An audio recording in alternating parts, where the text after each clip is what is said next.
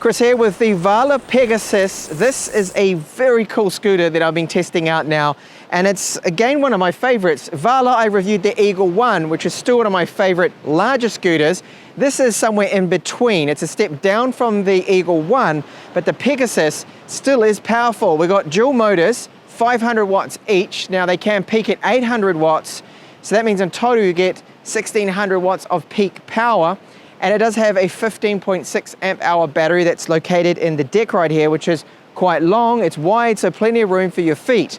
Now the brakes on this, they're 120 millimeter mechanical disc brakes, but they do work really well, and I'm not actually missing out on not having hydraulics with this scooter. So the handlebar will fold down. We have full suspension with this, and it's probably the best full suspension that I've tested out on recent scooters. It's very smooth and good, considering that the fact that the tires on this are solid rubber tires, so you don't have to worry about pinch flats, punctures, any of those problems that you get with the smaller scooters. And they are a nice 3.5 inches wide, 8 inches is the diameter of these solid tires. So I'll be checking this out in depth in this review. I'll let you know all the pros and the cons now of my time testing out the Varla Pegasus. This is what we get in the box. They do include some extra gifts. You'll see that we've got a lock here, well, a bike lock, but in this case it's going to be a scooter lock, isn't it? Which is good. It's quite a strong, heavy one. There's a set of tools there just for tightening things up, so all your Allen keys and a few other bits and pieces there. And they do have here a bell for us. There is a spare little loop there for the handlebar. That's the hook for it. And then some spare pads and some screws there just in case, which is good. And then our manual and the charger. So this charger here will take about 7 to 8 hours to fully charge that 15.6 amp hour battery in the Pegasus. We have a nice large reflector and bright tail light here for the brakes on it, which does add to the safety. Mud guards both on the rear and the front, and suspension both front and back, which works really well on this particular scooter. The front shock here is particularly effective at soaking up those bumps, and you'd think with the hard rubber tires that the ride would probably be a little bit rough. It's actually quite smooth, and you don't notice that they're solid tires at all. Reflectors either side for safety, and the deck on this is very large, so plenty of room for my feet and no issues at all. Up the front here there is a powerful LED front headlight, and it lights up the path ahead of me, so it's good for nighttime riding and bright enough that you can see where you're going and avoid any potholes. The charge port is here, covered with a little rubber cap, and the charge time is about 7 to 8 hours for this 15.6 amp hour battery. There is a hook, as you can see right here, on the top of the deck. Now this is where it latches into the handlebars, so you're able to lift it up. The latch for the handlebars, to collapse them, has a little security on it, so you need to pull that up and then push out the lever, which is quite difficult to do so. Once you do that, then you can collapse the handlebars. And here in the collapse state, it does really lower the height of it, so it makes it easier for storing it, say, under a stairwell or into tight spaces. And my biggest complaint of the scooter so far is this: they don't use lock grips. So the grips I've used, they're quite loose. Even though it looks like they can lock on, in fact it's clamped down the tightest it can possibly be, it still moves about. So I would have to change those out later on, because I don't like how they just move around so easily. So we have power on. This is the power levels here, so you got 1, 2, and 3, and it does set a different speed limit for each of those power levels there. And our screen, which is very large, accelerator, and that is our front brake there. Now the brakes do feel very good, the levers are nice and tight. What I really like about the screen is how large and clear it is, so you can clearly see your speed, the battery, got our trip meter, odometer, voltage, and you can see then the different levels there for our speed levels. So 1 to 3, 3 being the maximum, most powerfulest, and that's when you can get up to 40 kilometers per hour if you've unlocked it. Now to unlock the speed, hold down the 2 up and down arrows for about 3-4 seconds. You get into the P modes then, and you need to press the M button to cycle to P8. P8 is our speed limit. So this will be set to just 20 kilometers when you get it.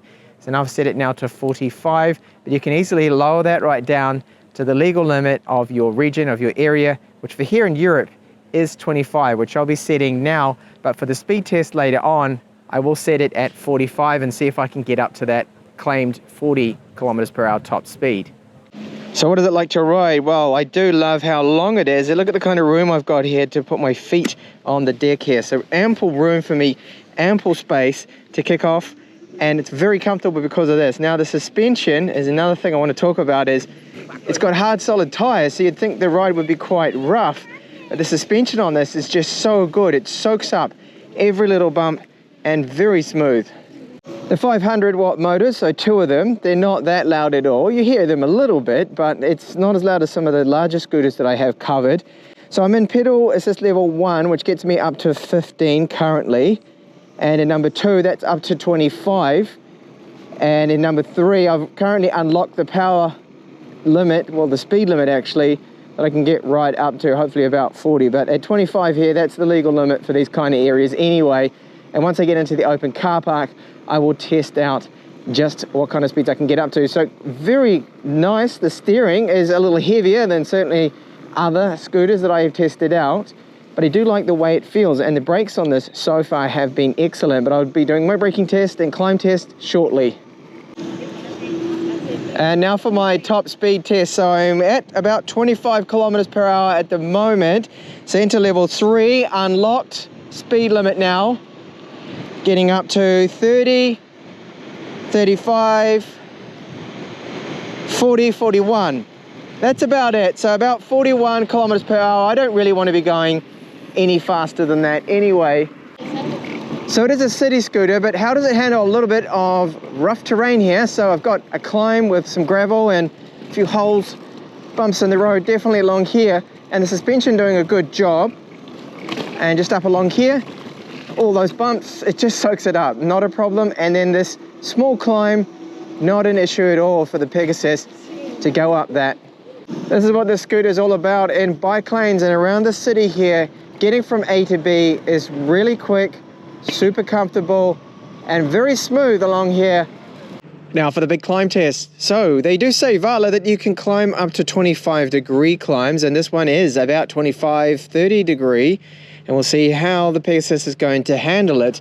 I've got a good feeling about this. I do believe that with those dual 500 watt motors, it should not be an issue for this. I won't even give it a run up because I do believe that in the top setting, it's going to be able to handle it.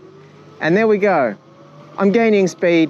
It's going up this slowly but surely. And in fact, no, it is gaining speed up to now 25 kilometers per hour. So climbs as steep as 30 degrees and 25, not an issue here for the Varla Pegasus. Now braking performance. So as soon as I get to where that post is, full on braking at 30 kilometers per hour. Wow, good brakes. Very good brakes here with the Pegasus. They do work well, even though they're just mechanical discs. The pads on them really grab onto those discs. They're only 120 millimeters, but it does an excellent job. Made it to the end of the coast, and it has been an absolute joy here with the Pegasus. Super smooth, really comfortable. The suspension is the best part about it, and the nice 3.5-inch wide tires, and that climbing performance. I'm just going to keep going up this because it's not a problem. It can climb most of the roads around there as long as they're not super, super steep. But as you saw before, 25 degrees, 30, and this is also quite steep. It's going up it. Not an issue at all. I can make it right to the end of this. Okay, range. So with me just burning around everywhere, using the top power mode, and not really just taking it easy on the battery at all because I tested out a lot of climbs, I'm looking around 35 kilometers for the range. Now that's about 10 kilometers short of their claim, but I do believe that if you use the speed limit and you use the lower power levels like number 2, or you take it a little bit easier, you should be able to get around 40, 45 kilometers, which is Varla's claim here for the Pegasus. It is a fantastic scooter. I love the ride quality on this thanks to the dual suspension. The hard, solid rubber tires work out to be really good. And you don't have to worry now about ever getting a flat tire, which is a constant problem with those tiny little scooters. This is a serious scooter compared to those. Those, when I ride the smaller scooters now, they feel like little toys to me once I review and test out scooters such as this one. So the brakes are excellent, climbing performance, excellent. Top speed, 40 kilometers per hour, that's fast enough. I don't really want to be going that much faster on 8-inch wheels. I don't think most people out there would want to do that anyway. It's really good. So what are the things I don't like about it? So they're very minimal, and that is this, the grips. they spin around.